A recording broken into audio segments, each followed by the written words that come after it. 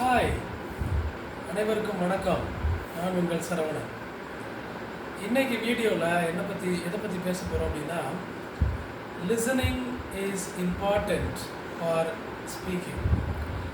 நீங்கள் இங்கிலீஷில் English language skills அப்படின்னு நீங்கள் வெப்சைட்டில் போட்டு பார்த்தீங்கன்னா, முதல்ல அவங்க என்ன டிஸ்பிளே ஆகும்னா எல்எஸ்ஆர்டபிள்யூ. இந்த எல்எஸ்ஆர்டபிள்யூனா என்னென்னா, L stands for listening, S stands for speaking, R stands for reading and W stands for writing. இந்த ஆர்டர் கரெக்டாக இருக்கணும். இது ஏதோ ஒரு பேருக்கு அவங்க வச்ச ஆர்டர் கிடையாது. இந்த ஆர்டரில் தான் உலகத்தில் இருக்கிற எல்லா மனிதர்களும் பேசுகிறார்கள், ஒரு மொழியை பயன்படுத்துகிறார்கள். Listening is the best way of learning அப்படின்பாங்க. அப்படின்னா என்னென்னா, நம்ம தமிழில் வள்ளுவர் ஒரு அதிகாரமே கேள்வி செல்வம் அப்படிங்கிறதுல அவர் இது பண்ணியிருக்கிறார். செல்வத்துள் செல்வம் செவிச்செல்வம், அச்செல்வம் செல்வத்துள் எல்லாம் தலை அப்படிம்பார். பாரதியார் கூட பெரிதினும் பெரிது கேள் அப்படிம்பார். ஸோ கேள்வி ஞானம், அந்த கேட்கிறக்கூடிய ஆற்றல் இருக்கு இல்லையா, அது ரொம்ப முக்கியமானது. ஒரு மொழியை பயன்படுத்துவதற்கு, ஒரு மொழியில் அதை என்ன சொல்கிறது, ஒரு புலமையை அடைவதற்கு கேள்வி ஞானம், கேட்டல் ரொம்ப லிசனிங் ரொம்ப முக்கியம். இன்றைக்கி அந்த லிசனிங்கிறது கம்ப்ளீட்டாக குறைஞ்சி போயிடுச்சு. வகுப்பறையில் அநேகமாக பார்த்திங்கன்னா ஆசிரியர்கள் என்ன பண்ணுறாங்கன்னா, இன்ஸ்ட்ரக்ஷன்ஸ் கொடுத்துட்டே இருக்காங்க. அங்கே உட்காரு, அதை பண்ணாத, இது செய்யாத. இது ஒரு ஆரோக்கியமான ஒரு அணுகுமுறை கிடையாது. அது இல்லைன்னா அவங்க பாடத்தை பற்றியே முழுக்க பேசுகிறாங்க. இன்ட்ராக்ஷன் அப்படி என்று சொல்லக்கூடிய அந்த கேள்விகள் கேட்டு, பதிலை பெறக்கூடிய கேள்விகளை கேட்டு உரையாடக்கூடிய ஒரு ஒரு அந்த உரையாடல் இன்றைக்கி அறவே நின்று போச்சு வகுப்பறைகள்லாம். ஸோ இப்படி இருக்கும் பொழுது எப்படி ஒருத்தங்களால் இங்கிலீஷில் பேச முடியும்?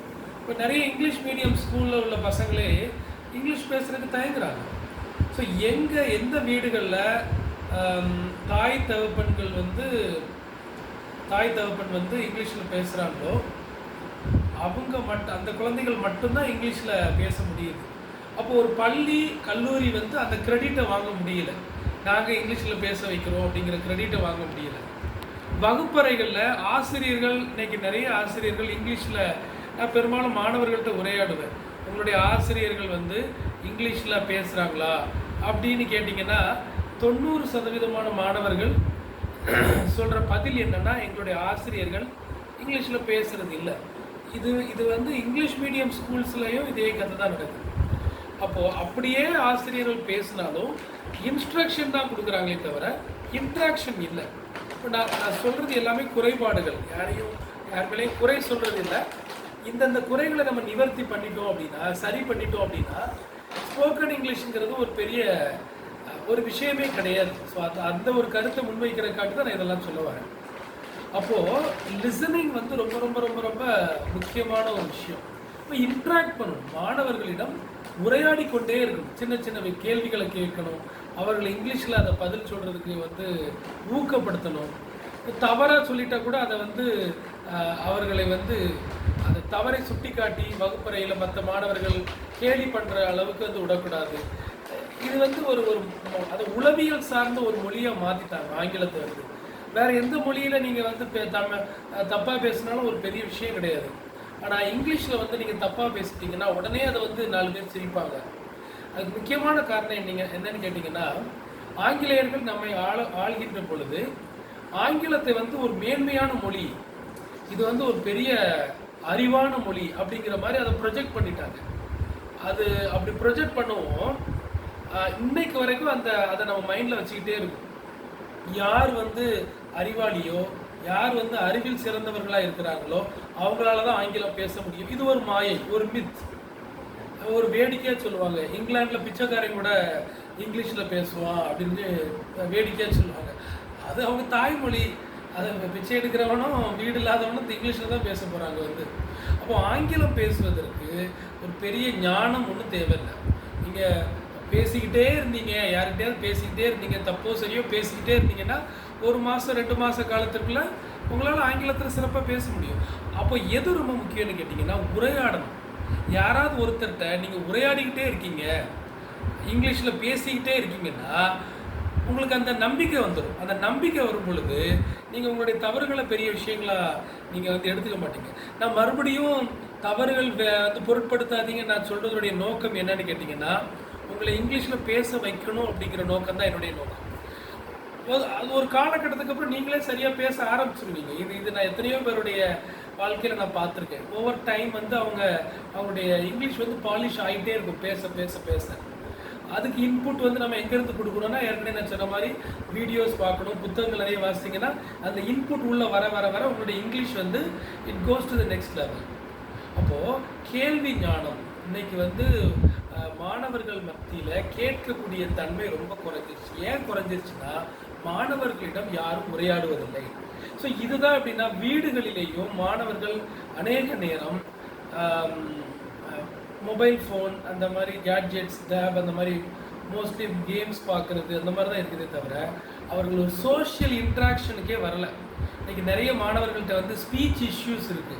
5 வயது ஆனாலும் 6 வயது ஆனாலும் பிள்ளைங்க பேச மாட்டேங்கிறாங்க அப்படின்னா அதுக்கு முக்கியமான காரணம் அவங்க யார்கிட்டையுமே பேசலை.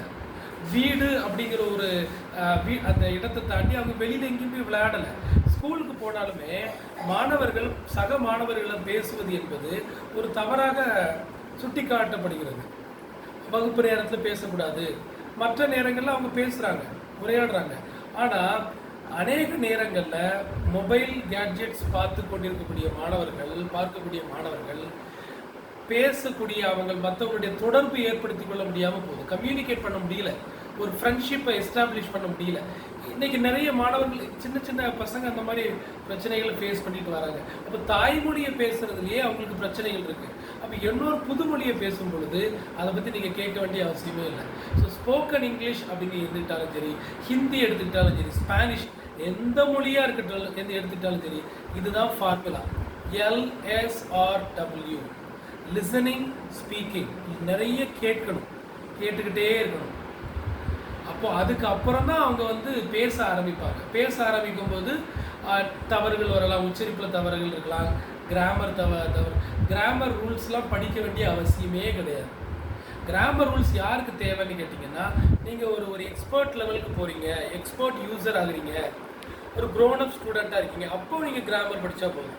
இங்கிலீஷில் பேசுகிறதுக்கு கிராமர் தேவையே கிடையாது. நிறைய பேர் என்கிட்ட ஆர்கியூ பண்ணுவாங்க, அது எப்படி சார் கிராமரே தெரியாமல் பேச முடியும்? நான் திருப்பி அவங்ககிட்ட கேட்கக்கூடிய கேள்வி என்ன அப்படின்னா, தமிழ் எல்லாரும் சரளமாக பேசுகிறோம். தொல்காப்பியம், நன்னூல் போன்ற இலக்கண நூல்களெல்லாம் நம்ம படித்து கரைச்சி குடிச்சிட்டா நம்ம தமிழில் பேசிகிட்டு இருக்கோம். அப்படி கிடையவே கிடையாது. நிறைய பேருக்கு தமிழ் இலக்கணமே தெரியாது, இருந்தாலும் நம்ம தமிழை சரளமாக பேசுகிறோம். ஆகவே என்னுடைய கருத்து என்ன அப்படின்னா, கிராமர் தேவையே கிடையாது. நீங்கள் 2 பேர்கிட்ட ஒரு நல்ல நண்பர்கள் பிடிச்சி வச்சுக்கோங்க. ஒரே ஒரு விஷயம், ஒரு நாளைக்கு 10லேருந்து 15 நிமிஷம் நான் இங்கிலீஷில் பேசிக்கிட்டே இருப்பேன். இங்கிலீஷில் தப்போ சரியோ பேசிக்கிட்டே இருக்கணும். நீங்கள் 1 மாதம் 2 மாதம் ஆக நீங்கள் வந்து உங்களோட இங்கிலீஷில் அவ்வளவு முன்னேற்றம் கண்டிப்பாக ஏற்பட்டே தீரும். இதுதான் விதி, சரியா? ஸோ என்னுடைய இது வந்து ஸ்போக்கன் இங்கிலீஷ் சம்மந்தமான என்னுடைய 2வது வீடியோ இது. இன்னும் வரக்கூடிய நாட்களில் நிறைய மித்து வந்து நம்ம டிஸ்கஸ் பண்ணுவோம். அதெல்லாம் வந்து உங்களுக்கு அந்த கிளாரிட்டி, ஒரு தெளிவு உங்களுக்கு ஏற்பட்டதுன்னா அது உங்களுக்கு நிறைய பலன்களை தரும் அப்படின்னு நம்புகிறேன். நன்றி, வணக்கம்.